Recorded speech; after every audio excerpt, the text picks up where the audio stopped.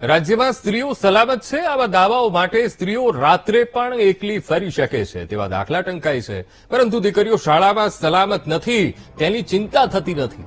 રાજકોટની સરસ્વતી શૈક્ષણિક સંકુલના આચાર્ય સામે પોક્સોનો ગુનો દાખલ થયો છે, કારણ કે આચાર્ય રાકેશ સોરઠિયાએ શાળાની 4 વિદ્યાર્થીનીઓ સાથે અડપલા કર્યા હતા અને પોલીસે તેની ધરપકડ પણ કરી હતી.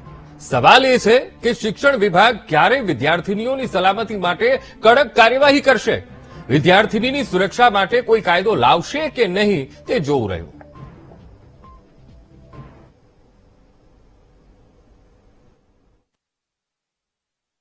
રાકેશ સોરઠિયા પેજ તો જાય છે.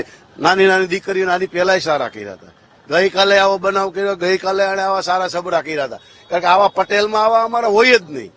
આ પટેલ હોય તો આવો ધંધો કોઈ દી કરે નહીં. અને આ છોકરાને સુધારવાનું આનું કામ છે, ભણાવવાનું. આ તો આમ આદમી પાર્ટીનું નામ લઈ મારો દીકરો આજુબાજુ વાળાને ગમકાવે એટલે નાના માણસો હોય એટલે બિચારા કઈ બોલે નહીં. બરોબર, આ ધંધો જ ખોટો છે ને આની સ્કૂલને મંજૂરી આપી, આની સ્કૂલની મંજૂરી અમારે રદ કરાવવાની અમારું નક્કી છે.